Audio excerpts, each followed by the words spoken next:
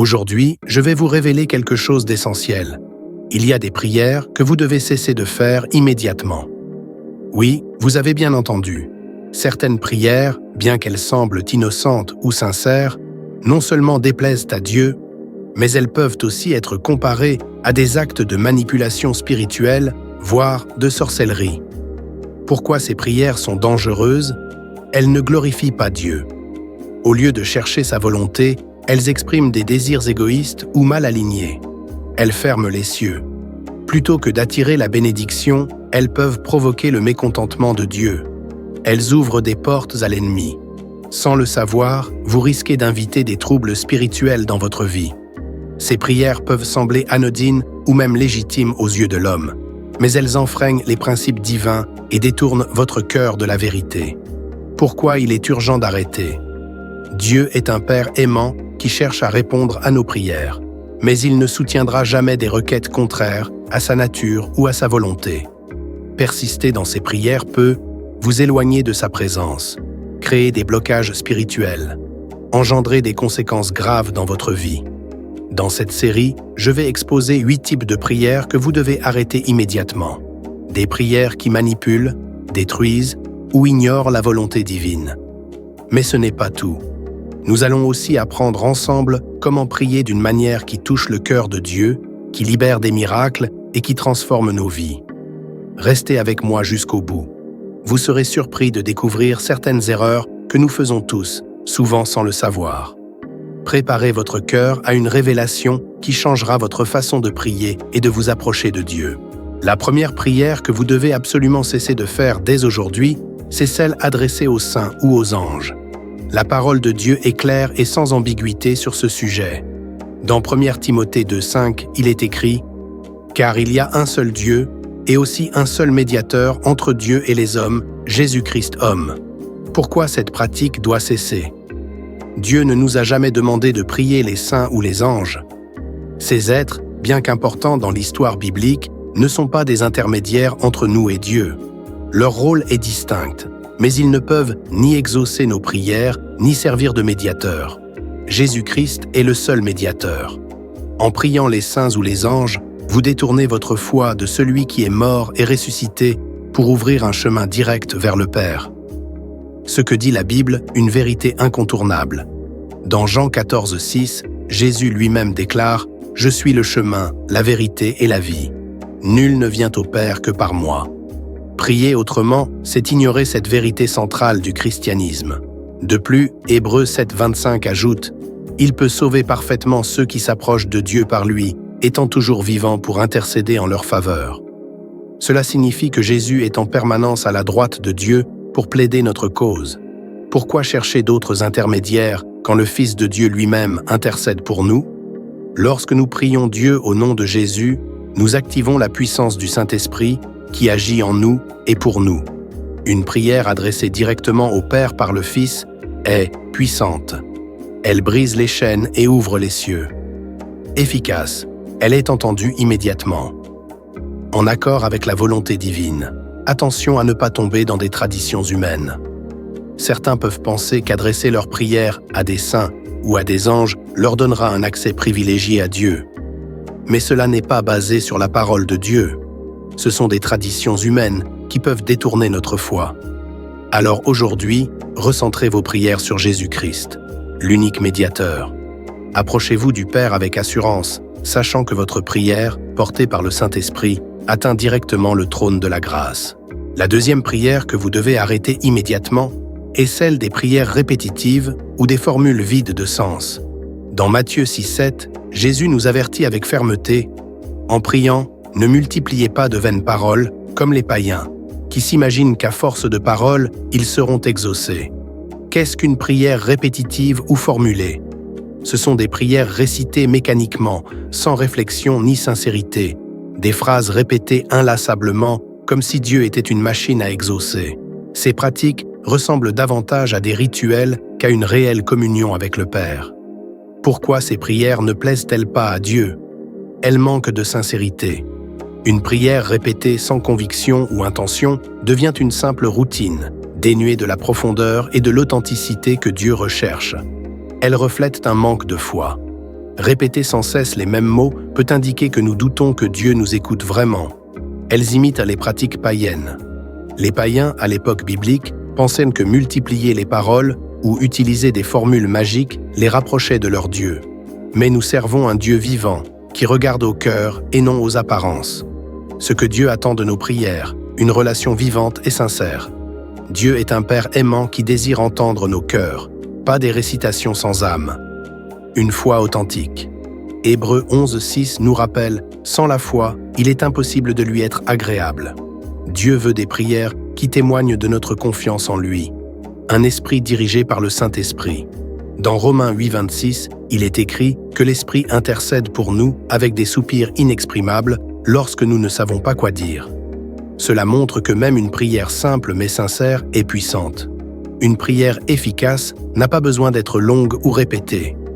Souvenez-vous de la prière de Bartimée dans Marc 10:47. « Fils de David, Jésus, aie pitié de moi. » En une simple phrase, criée avec foi, il a attiré l'attention de Jésus et a reçu sa guérison. Pourquoi il est urgent d'arrêter? Ces prières répétitives n'apportent pas la puissance ou la présence de Dieu. Elles peuvent nous éloigner de l'intimité véritable avec le Seigneur. Elles risquent de nous enfermer dans une routine stérile qui étouffe notre vie spirituelle. Choisissez aujourd'hui de prier avec votre cœur, avec foi et dans la liberté de l'esprit. Abandonnez les formules et laissez vos prières être une véritable conversation avec Dieu. La troisième prière que vous devez immédiatement cesser de faire, c'est celle qui appelle le mal ou des malédictions sur les autres. La Bible nous enseigne dans Romains 12:14. « Bénissez ceux qui vous persécutent, bénissez et ne maudissez pas. » Pourquoi ce type de prière est-il dangereux? Elle va à la rencontre de la nature de Dieu. Dieu est un Dieu d'amour et de miséricorde qui désire le salut et la transformation des cœurs, même de ceux qui nous font du tort. Elle porte un jugement sur celui qui la prononce. En priant pour le mal des autres, nous nous positionnons comme des juges, oubliant que seul Dieu a cette autorité. Proverbe 26:27 nous avertit. « Celui qui creuse une fosse y tombera, et la pierre reviendra sur celui qui la roule. » Elle bloque nos propres bénédictions. Une prière empreinte de haine ou de vengeance éloigne la faveur de Dieu et ferme la porte à ses bénédictions. Ce que Dieu nous demande de faire à la place, Jésus lui-même, dans Matthieu 5:44, a déclaré « Aimez vos ennemis et priez pour ceux qui vous persécutent. » Cela peut sembler difficile, mais cette obéissance spirituelle libère une puissance incroyable. Elle brise les chaînes de l'amertume dans votre cœur. Elle ouvre la porte à la justice de Dieu, qui intervient de manière parfaite et juste. Elle peut même conduire vos ennemis à la repentance et à la transformation. Lorsque Jésus était sur la croix, face à ceux qui le crucifiaient, il a prié « Père, pardonne-leur, car ils ne savent pas ce qu'ils font. » Luc 23:34. Si notre Seigneur, dans la souffrance, a choisi de bénir et de pardonner, combien plus devrions-nous suivre son exemple? Prier pour le mal ou maudire, même dans un moment de colère ou de frustration, ouvre des portes au diable dans nos vies. Ces prières n'atteignent pas Dieu, mais elles alimentent les ténèbres. Proverbe 18:21 dit « La mort et la vie sont au pouvoir de la langue. » Vos paroles ont un impact spirituel réel. Alors choisissez toujours de semer la vie et la bénédiction. Bénir ne signifie pas tolérer l'injustice ou nier les souffrances. Cela signifie remettre la situation entre les mains de Dieu, avec foi et confiance, sachant qu'il est juste et fidèle pour agir selon sa volonté parfaite. Alors aujourd'hui, engagez-vous à abandonner toute prière de malédiction. Priez pour la paix, la justice et la restauration, même pour ceux qui vous font du mal. C'est dans cette obéissance que vous verrez la puissance de Dieu se manifester dans votre vie et celle des autres. Bénissez, et vous serez bénis en retour. La quatrième prière que vous devez abandonner immédiatement, c'est celle faite avec des intentions manipulatrices ou égoïstes. Dans Jacques 4:3, il est écrit « Vous demandez et vous ne recevez pas, parce que vous demandez mal, dans le but de satisfaire vos passions. » Ce type de prière n'est pas seulement inefficace, il est totalement contraire à la volonté de Dieu. Qu'est-ce qu'une prière manipulatrice?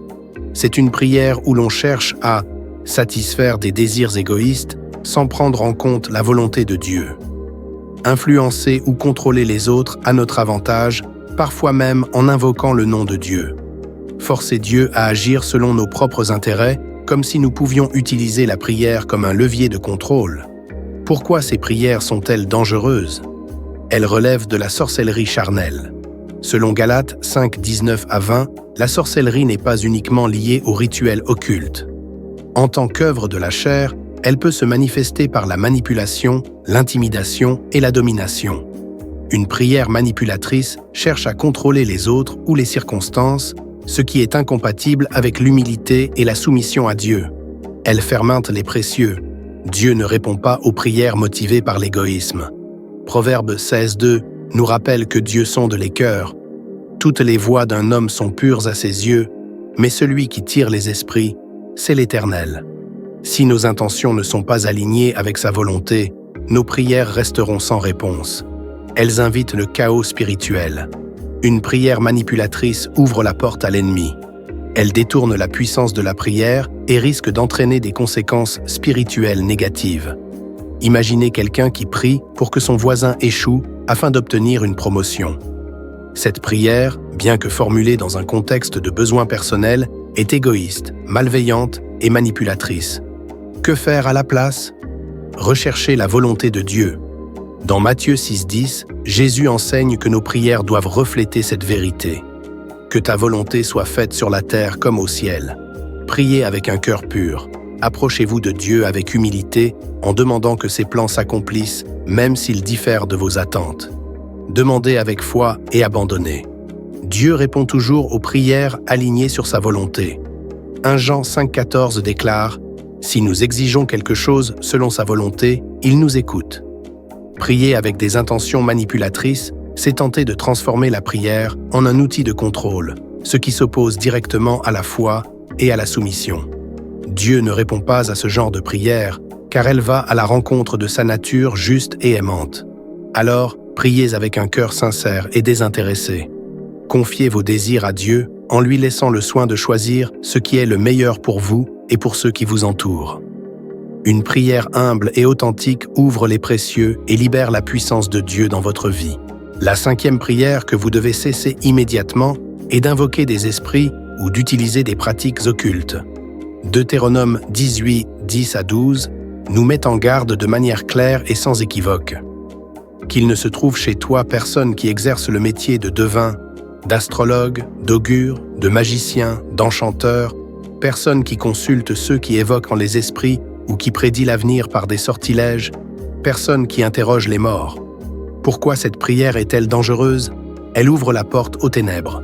Lorsqu'on invoque des esprits, que ce soit par des pratiques occultes comme la magie, la sorcellerie ou même la voyance, on invite des forces démoniaques dans sa vie.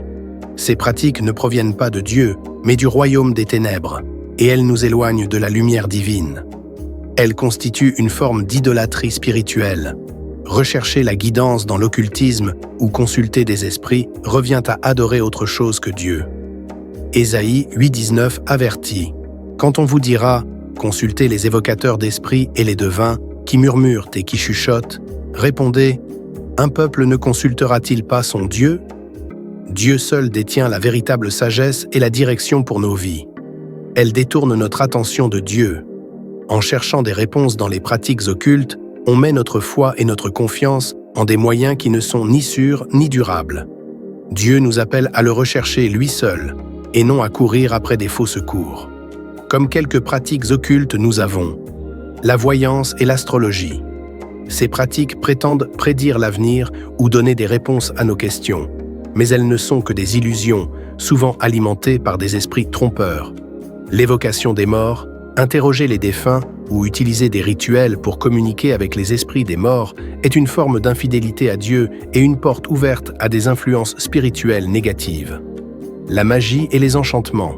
Ces pratiques reposent sur des pouvoirs qui ne viennent pas de Dieu, mais qui sont souvent liés à la manipulation spirituelle, ce qui peut entraîner des conséquences terribles dans la vie d'une personne. Ce que Dieu nous appelle à faire à la place, rechercher Dieu seul. Jérémie 33,3 nous invite. Invoque-moi et je te répondrai. Je te ferai connaître de grandes choses, des choses cachées que tu ne connais pas. Dieu nous offre une relation directe avec lui, sans passer par des pratiques occultes. Mettre notre foi en Dieu et non dans des rituels. Dieu est la source de toute sagesse et il désire que nous venions à lui avec un cœur pur. Proverbes 3, 5 à 6 nous conseille « Fais de l'Éternel tes délices, et il te donnera ce que ton cœur désire. » En mettant notre confiance en Dieu, nous recevons ce dont nous avons réellement besoin sans avoir recours à des moyens détournés. Se détourner de l'occultisme et rechercher la vérité. Dieu nous appelle à fuir les ténèbres et à marcher dans la lumière de sa vérité. Dans 1 Jean 1,5, il est écrit « Dieu est lumière, et il n'y a point en lui de ténèbres. » Les conséquences spirituelles des pratiques occultes sont nombreuses, esclavage spirituel. L'invocation des esprits et l'usage de la sorcellerie nous placent sous l'influence des forces des ténèbres. Ces pratiques peuvent entraîner des chaînes spirituelles et un manque de liberté véritable en Christ. Isolement spirituel. Se tourner vers l'occultisme peut nous éloigner de Dieu et de la communauté chrétienne, car ces pratiques se font souvent en secret et dans des lieux sombres. Perturbations dans la vie personnelle. Ces pratiques ouvrent des portes à des malédictions et à des conséquences négatives dans notre vie, car elles sont en opposition avec les plans parfaits de Dieu pour nous. Aujourd'hui, abandonnez les pratiques occultes et tournez-vous vers Dieu. Recherchez-le dans la prière, dans la lecture de sa parole et dans une relation personnelle avec lui. Lui seul est capable de vous donner la paix, la guidance et la bénédiction que vous cherchez.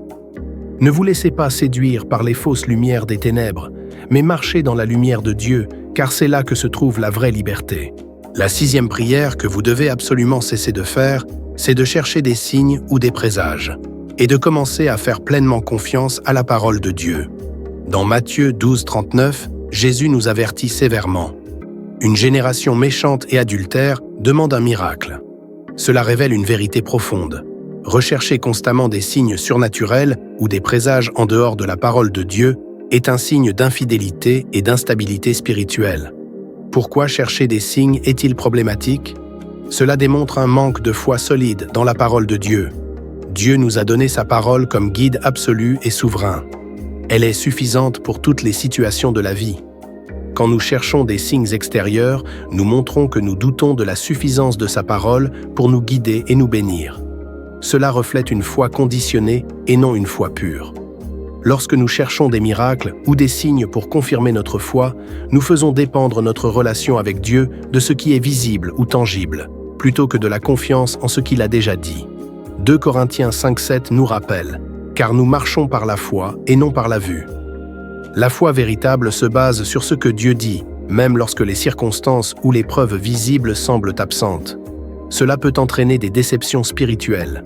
Si nous ne voyons pas immédiatement des signes ou des présages, nous risquons de perdre patience et de nous décourager dans notre marche avec Dieu. La véritable foi n'est pas conditionnée par des manifestations spectaculaires, mais par une confiance totale en ce que Dieu a déjà révélé dans sa parole. Les dangers de rechercher constamment des signes sont bels et bien réels. Rechercher des signes ou des présages peut ouvrir la porte à des faux enseignants ou à des pratiques occultes qui prétendent de pouvoir prédire l'avenir ou révéler des mystères. Cela nous éloigne de la vérité biblique et nous expose à des influences dangereuses. Au lieu de vivre par la certitude de la parole de Dieu, nous devenons dépendants de ce qui est immédiat ou visuel, créant ainsi une foi vacillante qui cherche constamment à être rassurée par des expériences extérieures. La tentation de suivre des faux signes. Jésus nous prévient dans Matthieu 24, « Car il s'élèvera de faux Christ et de faux prophètes. Ils feront de grands miracles et des prodiges, au point d'égarer, si cela était possible, même les élus. » Rechercher des signes sans discernement peut nous amener à tomber dans des pièges spirituels. Ce que Dieu nous enseigne à la place, faites confiance à sa parole. 2 Timothée 3,16-17 nous rappelle que toute écriture est inspirée de Dieu et utile pour enseigner, pour convaincre, pour corriger, pour instruire dans la justice, afin que l'homme de Dieu soit accompli et propre à toute bonne œuvre. La parole de Dieu est tout ce dont nous avons besoin pour vivre dans la vérité. Et elle est plus que suffisante pour guider chaque aspect de notre vie. Vivez par la foi, non par les signes. Hébreux 11. Nous définissons la foi. La foi est la certitude des choses qu'on espère, la conviction de celles qu'on ne voit pas. Dieu nous appelle à croire en lui et en ses promesses, même si ces promesses ne se manifestent pas immédiatement sous forme de signes spectaculaires.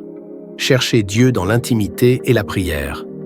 Plutôt que de chercher des signes, Dieu désire que nous cherchions sa face dans la prière et la méditation de sa parole. C'est dans ces moments de communion intime que notre foi était grandiose et que nous voyons clairement la direction qu'il veut nous montrer. En conclusion, la parole de Dieu est notre fondement. Chercher des signes ou des présages peut sembler une manière rapide de savoir si Dieu agit dans notre vie, mais la vraie foi se nourrit de sa parole et de sa présence. Ne laissez pas votre foi être guidée par des miracles spectaculaires, mais fondez-la solidement sur la parole éternelle de Dieu. Là se trouve la véritable paix, la véritable direction et la véritable sécurité. Numéro 7. Priez en utilisant des objets comme source de pouvoir. Il existe un danger à croire que certains objets ou reliques peuvent être utilisés comme des canaux pour obtenir la puissance spirituelle. Il est devenu courant que des gens se tournent vers des cristaux, des chapelets ou d'autres objets dans l'espoir qu'ils les aident à se rapprocher de Dieu ou à recevoir une bénédiction. Bien sûr, les objets en eux-mêmes ne sont pas mauvais et certains ont une place importante dans notre foi chrétienne, mais il y a une ligne fine à ne pas franchir. Les objets peuvent avoir une fonction symbolique, mais ils ne sont pas des sources de pouvoir. Nous savons que dans la foi chrétienne, certains éléments tels que l'eau du baptême, l'huile d'onction ou les éléments de la communion, pain et vin, ont une signification spirituelle profonde. Ce sont des symboles puissants qui nous rappellent des vérités spirituelles essentielles. Mais attention, ce ne sont pas ces objets eux-mêmes qui ont la capacité de changer nos vies ou d'entrer en contact avec Dieu. C'est par la foi en Jésus-Christ et dans la puissance de l'Esprit Saint que nous expérimentons la transformation. Quand nous commençons à attribuer une puissance spirituelle à un objet, nous risquons de tomber dans l'idolâtrie, même sans le vouloir. Colossiens 2:8 nous avertit « Prenez garde que personne ne vous séduise par la philosophie et par des vaines trompeuses, suivant la tradition des hommes, suivant les rudiments du monde, et non selon le Christ. Le véritable pouvoir spirituel vient de Dieu seul, et non de reliques ou d'objets matériels. Mettre notre foi dans des objets plutôt que dans Dieu lui-même est une forme de superstition. Nous devenons plus concentrés sur l'objet que sur la relation personnelle avec Dieu. Dans Hébreux 11:6, il est dit « Or sans la foi, il est impossible de lui plaire, car il faut que celui qui s'approche de Dieu croit que Dieu existe et qu'il récompense ceux qui le cherchent. » Lorsque nous pensons que nous avons besoin d'un objet particulier pour prier ou pour obtenir des bénédictions, nous risquons de négliger la prière sincère et personnelle avec Dieu. La Bible nous enseigne à prier de tout notre cœur, sans chercher à être distrait par des éléments matériels. Matthieu 6:6 nous invite à « Mais toi, quand tu pries, entre dans ta chambre, ferme ta porte et prie ton Père qui est dans le lieu secret. » La prière doit être centrée sur Dieu. Ce n'est pas l'objet que nous utilisons qui a du pouvoir, mais c'est la foi et la relation avec Dieu. Nous devons nous rappeler que Dieu seul est digne de notre adoration et que c'est à lui que revient toute gloire et tout pouvoir. Luc 11:9-10, nous encourageons à prier avec foi. « Je vous dis donc, demandez, et il vous sera donné. Cherchez, et vous trouverez. Frappez, et il vous sera ouvert. » La prière authentique vient du cœur. Peu importe où nous prions, ou si nous avons un objet particulier avec nous, ce qui compte, c'est l'attitude de notre cœur. Jean 4:24 nous rappelle « Dieu est esprit, et il faut que ceux qui l'adorent en esprit et en vérité. » C'est cette sincérité et cette pureté de cœur qui plaisent à Dieu. Il n'est pas nécessaire d'avoir des objets spéciaux pour prier efficacement. Ce qui est essentiel, c'est de prier dans le nom de Jésus et dans la puissance de l'Esprit Saint. Éphésiens 6:18 nous dit « Faites en tout temps par l'Esprit toutes sortes de prières et de supplications. » Dieu veut que nous venions à lui avec foi et humilité, en croyant que, par son Fils Jésus, nous avons un accès direct à sa présence. N'ayez pas confiance dans les objets, mais placez votre foi en Dieu seul. Les objets peuvent être des symboles, mais ils ne sont jamais la source de notre puissance spirituelle. C'est dans notre relation avec Dieu, par Jésus-Christ et par la puissance du Saint-Esprit, que nous trouvons la véritable transformation. Ne laissez pas les objets prendre la place de la prière sincère et de la foi authentique. La dernière prière à éviter est celle où l'on prie pour la richesse matérielle sans rechercher le royaume de Dieu. Il est courant de voir des personnes demander à Dieu la richesse, la célébrité, la popularité ou même la santé, mais sans avoir la moindre intention de chercher le royaume de Dieu. Elles mettent l'accent sur les bénédictions terrestres plutôt que sur une relation profonde et authentique avec Dieu. Ce type de prière dénote une mauvaise orientation du cœur et des priorités spirituelles. La prière pour la richesse matérielle sans chercher le royaume de Dieu. Un piège spirituel. Jésus, dans Matthieu 6,33, nous met en garde avec une instruction claire et précise. Cherchez premièrement le royaume de Dieu et sa justice, et toutes ces choses vous seront données par-dessus. Ce verset nous rappelle que le royaume de Dieu doit être notre priorité absolue, bien plus que les biens matériels ou la gloire terrestre. Jésus nous invite à concentrer notre cœur et nos prières sur ce qui est éternel, sur la volonté de Dieu et sur la justice divine, plutôt que de nous laisser entraîner par les désirs temporaires de ce monde. Lorsque nous demandons à Dieu des bénédictions matérielles sans chercher d'abord son royaume, nous nous trompons de priorité. Jésus nous enseigne que notre but ultime est de chercher à connaître Dieu, à grandir dans sa vérité et à étendre son royaume sur la terre. Si nous plaçons les choses matérielles avant Dieu, nous risquons de manquer la vraie paix et la véritable joie qui viennent de sa présence. Les richesses, la célébrité et la popularité sont des choses qui, bien qu'elles puissent apporter un confort temporaire, ne répondent pas aux besoins les plus profonds de l'âme. Dieu veut que nous recherchions avant tout sa gloire et sa volonté, non seulement pour notre bien-être ici-bas, mais pour notre bien éternel. Prier uniquement pour la richesse matérielle peut créer une foi conditionnée, c'est-à-dire une foi qui dépend des circonstances extérieures et des bénédictions visibles. Mais Dieu veut que notre foi soit inébranlable, indépendamment des biens matériels. Philippiens 4, 12, 13 nous rappelle « Je sais vivre dans l'humiliation et je sais vivre dans l'abondance. Partout et en toutes choses, j'ai appris à être rassasié et à avoir faim, à être dans l'abondance et à être dans la disette. Je puis tout par celui qui me fortifie. La richesse véritable ne se trouve pas dans les biens matériels, mais dans la relation que nous avons avec Dieu. Que dit la Bible sur notre véritable richesse? Jésus nous montre que le royaume de Dieu est d'une valeur infiniment plus grande que les richesses de ce monde. Dans Matthieu 6, 19 à 21, il nous dit « Ne vous amassez pas des trésors sur la terre, où la rouille et les mites détruisent, et où les voleurs percent et dérobent. Mais amassez-vous des trésors dans le ciel, où ni la rouille ni les mites ne détruisent, et où les voleurs ne percent ni ne dérobent.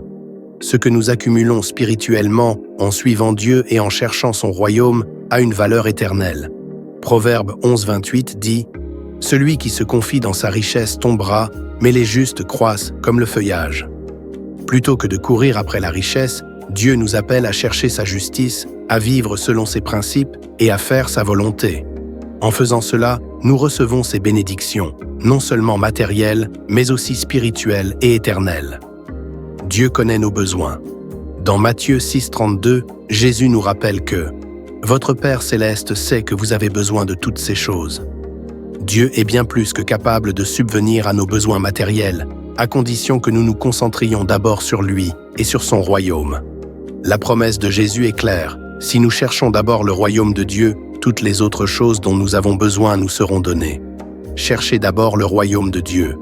Notre prière doit être centrée sur l'extension du royaume de Dieu, sur la recherche de sa justice et sur l'approfondissement de notre relation avec lui. Quand nous mettons ces choses en priorité, Dieu nous bénira abondamment, non seulement sur le plan spirituel, mais aussi matériel, selon sa volonté parfaite. Cherchez d'abord son royaume et sa justice, et toutes les bénédictions suivront. Laissez-moi vous poser une question importante. Votre prière ressemble-t-elle davantage à « donne-moi » ou à « fais de moi » ? Si vous êtes honnête, vous allez réaliser que beaucoup de nos prières se concentrent sur ce que nous voulons recevoir plutôt que sur ce que Dieu veut faire de nous. Mais imaginez si nous prions davantage en disant « fais-moi » plutôt que « donne-moi ». Écrivez cela dans les commentaires. Que vos prières soient plus sur « fais-moi » que sur « donne-moi ».